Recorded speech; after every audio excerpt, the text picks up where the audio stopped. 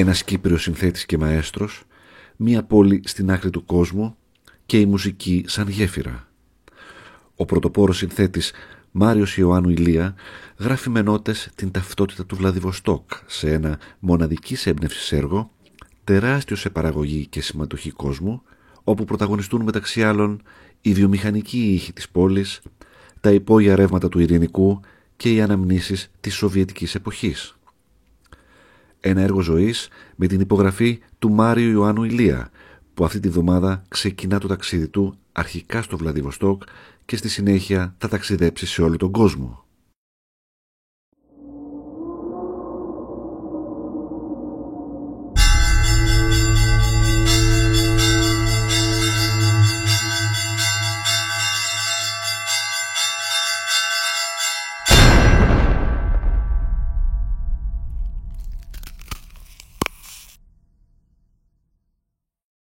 Καλησπέρα από την Αθήνα. Στην άλλη άκρη της γραμμής έχουμε το Βλαδιβοστόκ και έχουμε συνδεθεί με τον Κύπριο συνθέτη και μαέστρο, τον κύριο Μάριο Ιωάννου Ηλία. Μάρια, θα σε λέω με το μικρό όνομα.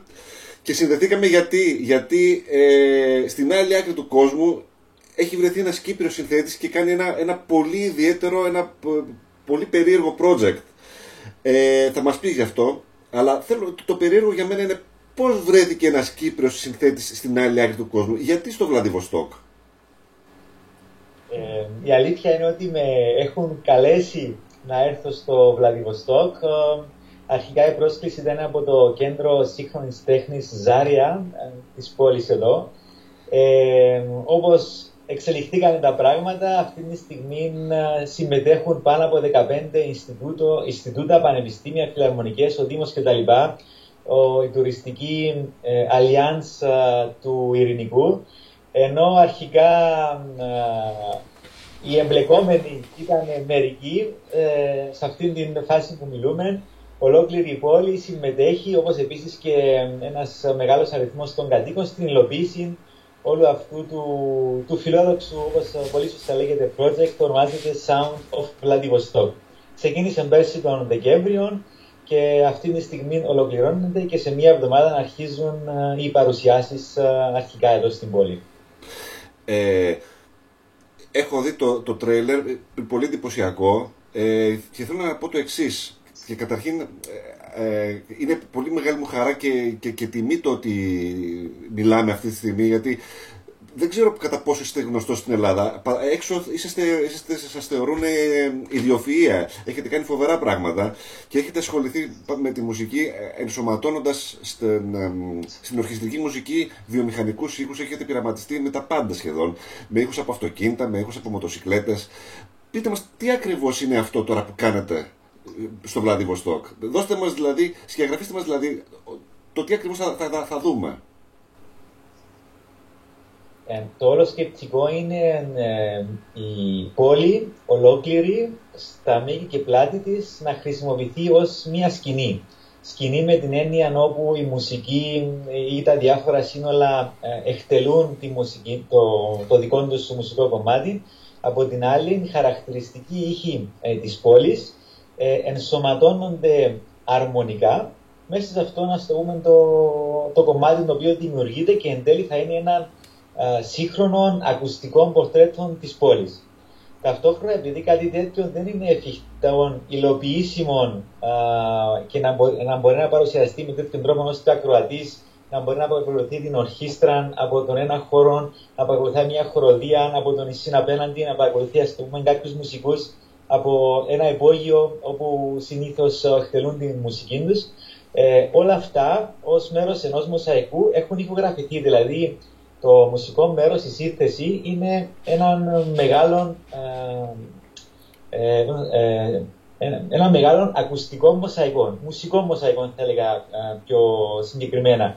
Και έτσι μέσω της εκτέλεσης, η οποία ηχογραφείται από το μέσο του φιλμ, θα μπει σε μια, ας το πούμε, χρονική γραμμή και στο τέλος όλο αυτό το αποτέλεσμα θα είναι το πορτρέτο, δηλαδή το ολοκληρωμένο μοσαϊκό, όπου θα είναι και αν θέλετε, και η μοντέρνα πολιτιστική ταυτότητα της πόλης εδώ στο Βλαδιβοστόκ.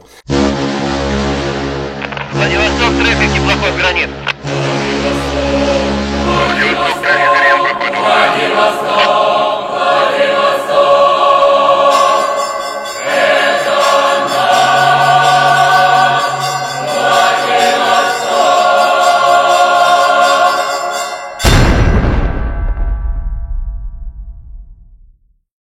Είπατε για ήχους. Όταν λέτε, τι ήχους δηλαδή, τι ήχους περιλαμβάνει? Ήχους της πόλης. Μιλήσατε για ήχους της πόλης. Ναι. Και ήχοι της πόλης με την πιο, ας το πούμε, παραδοσιακή έννοια. Δηλαδή, όπως γνωρίζετε, η πόλη του Βλαδιβοστόκ βασικά χτίστηκε για στρατιωτικούς σκοπούς, διότι ήταν και είναι η κύρια βάση του ειρηνικού στόλου της Ρωσίας. Επομένως, ως λιμάνι και ως πολεμικό λιμάνι, αλλά και ως εμπορικό, έχει μείζον σημασία να αντιλαμβάνεσαι ότι τα μεγέθη του λιμανιού εδώ είναι αρκετά μεγάλα και ως ακουστικών ακόμα χαρακτηριστικών για την πόλη είναι κάτι πολύ σημαντικό. Επομένως, αυτό το στοιχείο είναι κάτι πολύ κλασικό που αφορά το ηχητικό χαρακτήρα που έχει να προσφέρει η πόλη και για τους κατοίκους αυτό να ανήκει στην καθημερινότητά τους. Ο στόχος με εμένα όμως ήταν να πάω πιο βαθιά, αν θέλετε, και έτσι με έναν μικροσκόπιο, ηχητικών μικροσκόπιο, να μπορέσω να ψάξω και να αφουγκραστώ κάποιες πιο ιδιαίτερες ευαισθησίες που έχει η πόλη και εκφράζεται ακριβώς μέσα αυτής της ακουστικής της μορφής. Να πω, ας το πούμε, ότι στους ήχους αυτούς περιλαμβάνονται πολεμικά πλοία, πολεμικά αεροπλάνα, κανόνια. Έχουμε κάνει ηχογραφήσεις με ειδικών εξοπλισμών υπόγειων ρευμάτων της Ιαπωνικής θάλασσας, που βασικά εδώ είναι τόσο ενδιαφέρον που κανείς δεν ξέρει αν είναι μια νέα αρχή ή το τέλος του κόσμου κατά κάποιον τρόπο. Ο Ειρωνικός ωκεανός που ξεκινά από εδώ, πιο συγκεκριμένα η Ιαπωνική θάλασσα, τον χειμώνα παγώνει. Επομένως, κάτω από τον πάγο υπάρχουν υπόγεια ρεύματα και τώρα αυτή τη στιγμή που μιλούμε περνάνε από πάνω τα πολεμικά αεροπλάνα. Τα έχω γραφήσει όλα αυτά και στο τέλος έχω μπροστά μου μια βιβλιοθήκη ήχων περί των αριθμού 600. Όλα αυτά μπήκαν στο κομπιούτερ, είχε γίνει μια ανάλυση, μέσω των συχνοτήτων τους μπόρεσα στους πλήστους να βρω τι νότες, ας το πούμε, αναλογεί ο κάθε ένας ήχος και έτσι μέσω της αρμονίας των υπόλοιπων μουσικών σχημάτων να μπορέσω να τους εντάξω ώστε να υπάρχει μια συνοχή και μια λογική ροή, τέλος πάντων, όλων αυτών των ήχων της πόλης και μαζί με των μουσικών συνόλων. Να ρωτήσω τώρα κάτι άλλο. Οι βασικές δυσκολίες που αντιμετωπίσατε και ποιες ήταν, και πείτε μου λίγο το θέμα, πώς χρηματοδοτήθηκε αυτό γιατί μου φαίνεται ότι είναι ένα τεράστιο project. Πώς χρηματοδοτήθηκε? Η αλήθεια είναι τεράστιο. Μόνο να σου πούμε, τα μουσικά σύνολα είναι 13 στον αριθμό τα οποία λαμβάνουν. Είναι πάνω από 15 partners που συμμετέχουν σε αυτό το project. Βασικά, οι δυσκολίες, για να αναφερθώ στο πρώτο μέρος του ερωτήματος σας, ήταν οι γλωσσικές. Λόγω του ότι το Βλαδιβοστόκ άνοιξε τις πύλες του για την υπόλοιπη Ρωσία αλλά και για τον υπόλοιπο κόσμο για πρώτη φορά το 1992, επειδή ακριβώς λόγω της στρατιωτικής του σημασίας που είχε στο ναυτικό, ο κόσμος είχε λίγη επαφή με ο τοπικός, ας το πούμε, ο ντόπιος του είχε πολύ λίγη επαφή με τον υπόλοιπο κόσμο. Έτσι και τις γλώσσες για αυτούς ήταν κάτι το βασικά ανύπαρκτο, αν όχι και ανέφικτο. Έτσι οι γλωσσικές, ας το πούμε, δυσκολίες κατά τη διάρκεια της παραγωγής ήταν ένα από τις δυσκολίες, αλλά παρόλα αυτά λόγω του ενθουσιασμού που είχε ο κόσμος και όλοι οι εμπλεκόμενοι για να υλοποιηθεί, είχαν φέρει από μόνες τους μεταφραστές και έτσι σιγά σιγά λόγω της δυσκολίας φυσικά του αντικειμένου